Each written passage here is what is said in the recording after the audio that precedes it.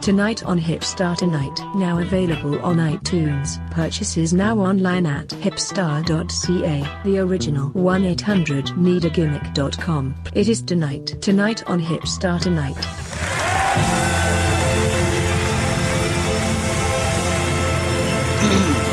Friday, April 28th. I shoot because I'm bitter, but I'm bitter because I'm unhealthy. When I get healthy, I got energy like you wouldn't believe, especially on today. Tonight on Hipstar Tonight. It is a Friday, April 28th, 2017. It's, man, I'm fucking still feisty, though. Without a cigarette, man, I'm going kind of crazy. But I feel good. I feel like more jittery than I ever have. But that's what the oil's for. The cannabis oil. Keep me going. I remember when dabbing I a drink. Smoke behind Studio C. Yeah. And you never used to smoke, and you kind of waited for me to have a cigarette, and you never struck me back then as a college student. Yeah, right. That you would ever smoke. That's when I should have been smoking, honestly. All those fucking tedious hours in the editing labs, fucking just overnight at college, miserable, man. Yeah, but, I should have been if you smoking had done then. back then, you would have ended up like Brian Driscoll, just sitting on the couch in his black shirt. That's exactly right? See, and that's an interesting point, because people can chain smoke and just stay up all night, right? But it makes me sleepy. It dehydrates the shit out of me, and people use weed for the opposite effect, for falling asleep and instant knockout, when weed keeps me up. So, I mean, odd how I just realized that, right? And a couple beers, though, and I'm just fucking queasy. Excuse me. Try not to get I'm dehydrated too. I actually get kidney stones every now and again.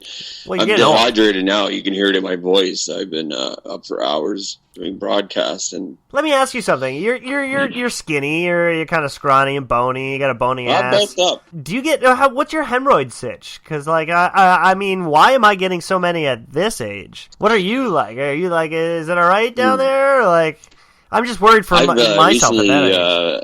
Feel that I've developed hemorrhoids. I haven't really medically checked into it. Okay. I don't know much about it, but I feel like I sit 99% of the day. Yeah, right. But I never got my wisdom teeth pulled, and my actual back teeth are like pushed out and upside down. Ooh, and I think like it affects the one on my left affects my whole left side, like even down to my pulse. Oof. And look out for that, man. I'm feeling that maybe the hemorrhoids, like, I don't know, like they say nerves are connected, like with that. I kind of need a doctor to call in. Yeah, right? Yeah, maybe we'll develop a fan base where people are professional enough to want to lend their profession. Well honestly, there's a lot of high-powered people in the media that now listen to the show from my terrestrial radio fan base. Yet they don't like wrestling. There could be something brewing. Yeah, that'd be great. A 15-minute medical show with a doctor. But you're intelligent. And that's one thing that we've never touched on. That's one thing that any podcast has never touched on. We've never had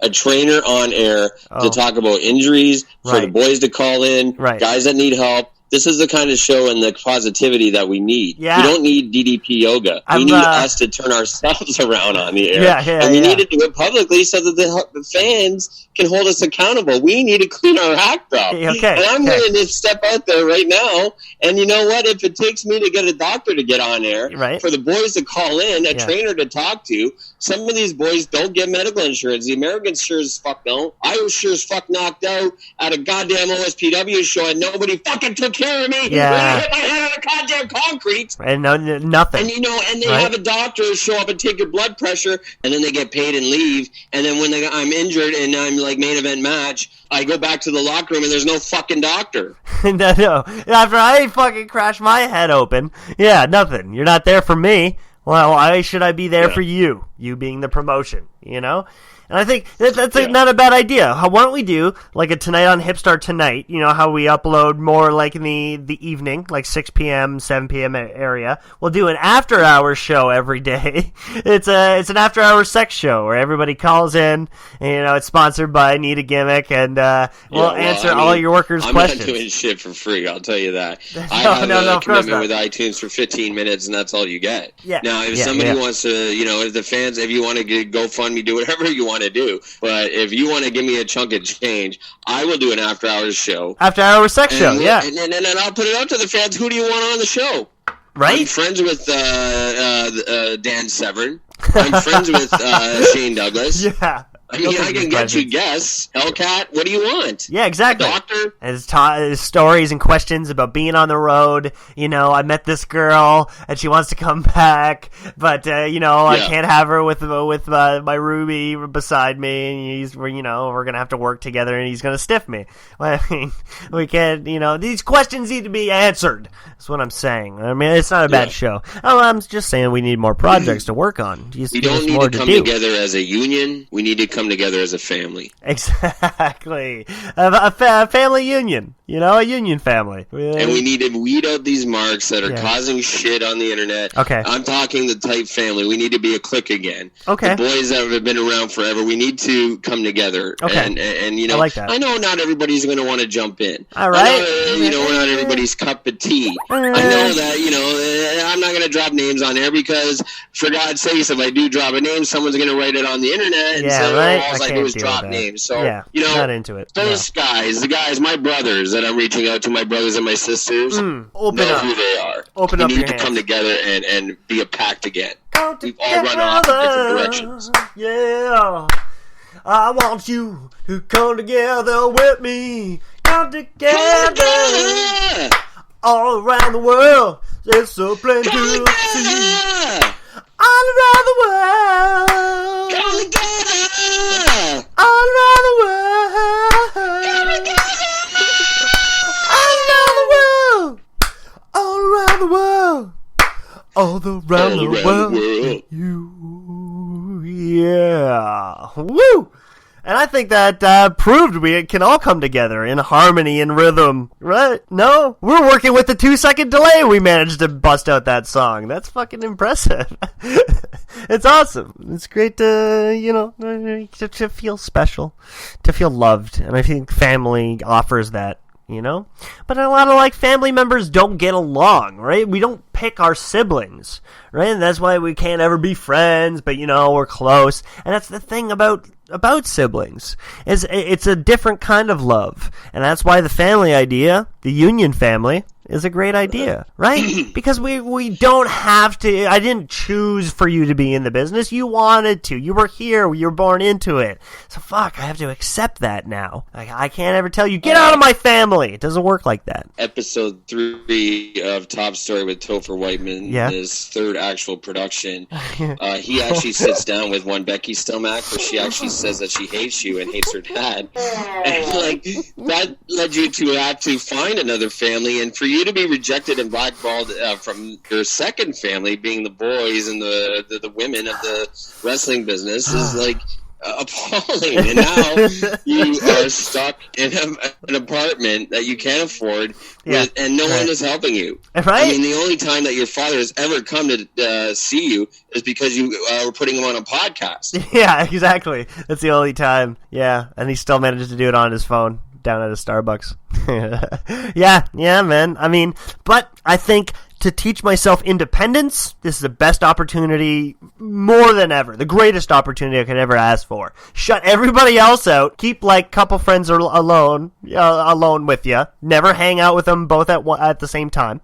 But keep your friends in close range and just work on you. Be the indies. Be independent. And you know what? The clique is dead. All right? Have people say they want to work you, but don't want to hang out with you. It doesn't matter. Just still be a good match. Be a good part of the show. I'll give you an example of one man that was never part of any clique. Yep. Mr. Mike Atlantis. Exactly. He didn't give a shit. Yeah. I'm going to get down, I'm going to flex my chest, and I'm going to fucking sprawl my biceps out as wide as I can, and no matter how small the change room is, I'm going to make myself big. Fuck it. Yeah, and not only that, he sprawled his gimmicks all over an entire table. That. Yeah, you know what I mean? One table to himself. This whole Atlantis gear. Yeah, right? And a big trident. And I didn't even know how to talk to him. It was just... Very hit, touch and go. Touch and miss. Yeah. Hit and go. It's very, I don't know. I can't tell. But that's what I like. I like the freaks. I like the weirdos. I like the strange people. That's the people I keep in my clique, in my little union. It's just the weirdos, because I'm fucking fucking strange. For me, I'm a fucking weirdo, man. Rip Impact, because that's some. I don't really. I never get to say hi to. So true. Yeah. Shoutouts, bro. Well, he's doing well. You know, his fucking school's great. When I go there a couple times, it's great. Matthew Grant, I got to fucking train with him finally. The kid phenomenon that everybody's talking about. And he goes under my vault and fucking headbutts me in the chin. So, I mean, whose fault is who? Not pointing fingers, but, you know, I just want you to know this is your golden boy. You chose this. It's because you have a competing podcast, so I'm pretty sure that, you know. He just fucking did it on purpose, the first time just headbutted me, Yep. I knew it! What a fucking clever motherfucker. Good for him. He's got a title belt already. Yeah, right? Just bam, like that. Yeah, if I wore jean shorts, I got beat up by Elian Habanero. He wears jean shorts, he gets a title on him. So, great. It's fucking... Yeah. Actually, Matthew Grant I seen at my last Rock Pile show. Promoter Warhead. Right? Got a date. It's crazy because Matthew Grant sold more 8x10s and took more selfies than anybody on the roster. Yeah, right? It blew my fucking mind. What's that saying about the boys? He knows how to work it. He's been enough Smash Wrestling to know that you go right to the ring with the championship belt and say, you know, Right. I think what it is, it's still that young boy energy. He still has that energy to like everyone, right? He still has that energy to get along with everybody, no matter how weird or annoying they are. He still has that energy to reach out and say, "Hey, man, I'm your friend." And that's I remember those days, right? I'm not there anymore. Out there to any promoter that wants to book, as I would be a big fan, and I would pay to see Matthew Grant versus Lionel Knight. Money. That's the thing. It's a good match. It would be, duck my line, headlock, takeover. Stop. You gotta stop. You can't hit the ropes and give me a headlock takeover. You just stop short, right? Why the fuck do I have to explain that? That one time it was going to be this great match at Elements when PWA was really excited for it. First time Eazy-E and the Wonder Boy would touch. And we did it at a sweet, sweet fucking club in Kitchener. And we're going to be the opener. And you know what? We just couldn't get on the fucking same page, man. I made a Rocky reference. He had no fucking idea what I was talking about. Because back then the stopping short was kind of rare. Not a lot of people did it back then. So I would duck lines and stop short, but come back with a lunge, so I need you to bump right away if I make that lunge and a fucking spin heel kick. But I referred it to Rocky. You know how he fucking would bob and just come back and dive in? I think you've gone too far. You totally broke kayfabe here, and the wrestling guys are going to shit on you. Okay. You giving out move sets on the air is just... and put it over a guy's school? Jericho can do it, but I can't. Whatever. What's with you? Whatever. Run positive movement, Hipstar. You're right. Start following kayfabe. You're right. I have that energy to be positive now, so why am I using it to be a negator?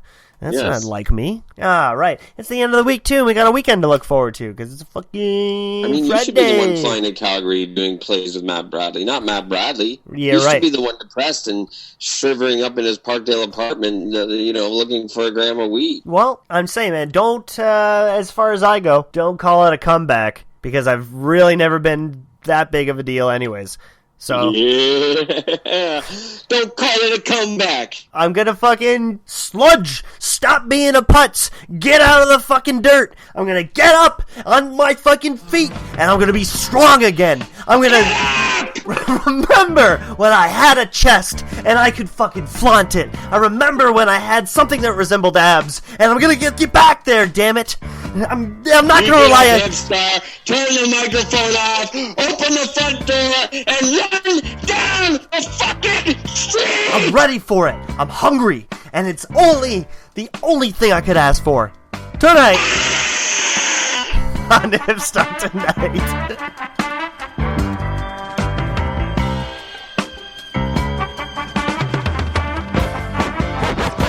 I got mice.